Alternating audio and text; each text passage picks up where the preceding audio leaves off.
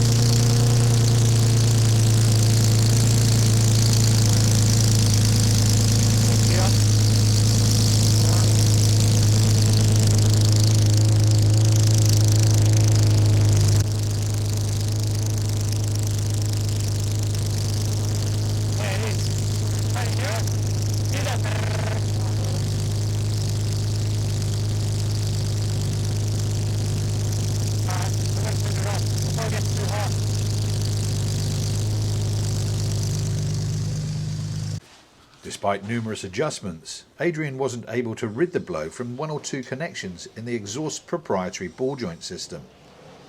Where the cats are sitting onto the headers, it's clearly not seating correctly. I'll show you. Yeah, so this joint here, it's not really seating nicely. So yeah, we'll undo it and just reposition it maybe and play around with it. It's just all part of it, you know.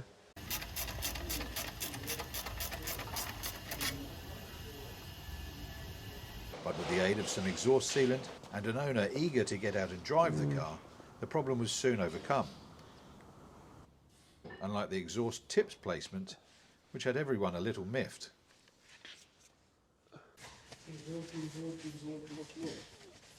Just from the back there, have a look at this.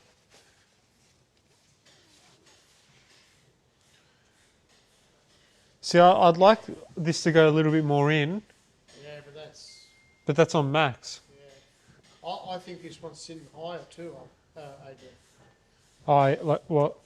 See this measurement from there to there? See that? I'd rather it like that. Oh, I know what you're saying. No, but you want it to fill up that hole. Yeah, fair enough. Give us a look.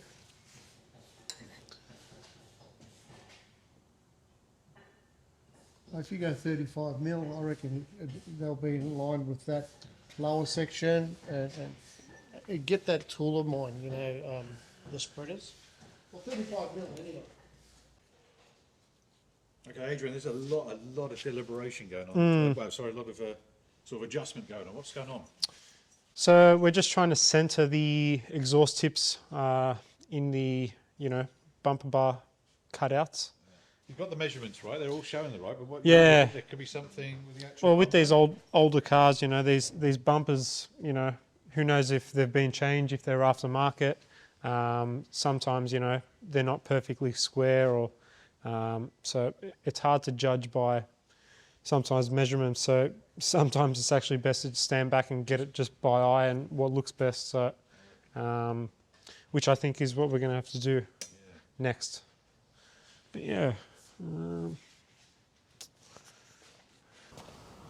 With a little more fettling and then some on top of that, and now with the customer joining Adrian in readiness to take the car out for a test drive, it's time to get it off one hoist and onto another for a wheel alignment.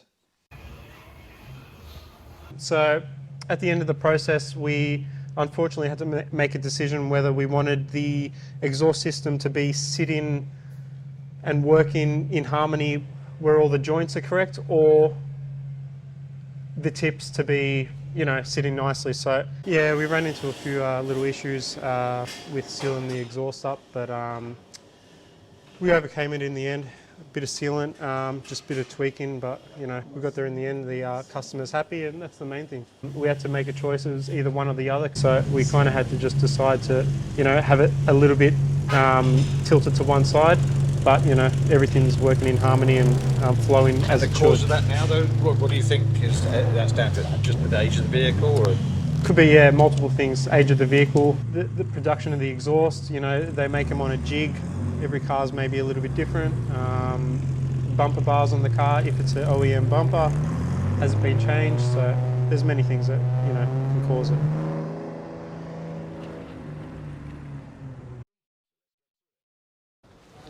A Pagoda roof. Yeah, so this is a Mercedes 280 SL, quite a special car. The Pagoda series was made in a 230, a 250 and a 280 SL. This client purchased this recently, wasn't running, it's pretty tired, so we're still yet to begin our works on this one. But again, it's going to receive a full undercarriage resto, just get it on the road. Yeah, he wants it to be a really nice presented driver's car. And when you say undercarriage resto, It's basically remove all suspension and undercarriage parts, you know, restore those or change them. So, well, essentially a lot of our clients just kind of leave it to us and want to drop it off and get it back perfect and running. So with these cars too, it does bring up the value quite a fair bit. This particular, you know, shape and models, you know, when it will be done, it's probably about a $300,000 car. So yeah, it is definitely worth it. and presumably you have a group of specialists that you would send other work that you're not inclined. Yeah, to correct. Do yourself. So yeah, we have a group of guys on our list that either come out or we send the car to do various things, interior, you know, glass, engine repairs, whatever it may be. So it's a beautiful one. Yeah, it's lived a good life, this one, hey? yeah, it's not too been bad. pampered, I think it's lived in a garage Yeah. most of its life, but it's a little bit tired, but it'll come up nice when it's done. Great stuff. Yeah, lovely big cruiser, this one. Yeah, so here we got a late 80s 500 SEC Mercedes. Yeah, a bit of a big boat, two-door car. Again, becoming quite rare and sought after. This is an import, a car. It's not Australian delivered, although it does present quite well. The owner has had it for quite a few years. So we're just tidying up the suspension interior a little bit.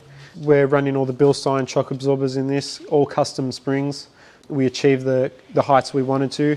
Yeah, it's All right, so it's already been lowered. Yeah, I can see. Yeah. Yeah. So sometimes it's best to go the custom spring, route when you can't find anything to buy in the exact spec that you want or the customer wants. So we opted to make them for this.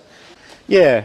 This also received a steering box overhaul, I believe new wheel bearings, upper ball joints, just all that sort of stuff, just to get it driving nice. They do actually drive quite well when you put the right parts on them and set them up correctly. So, from your alignment to what suspension you run, it's all really important with these cars. Okay, what's up on the left?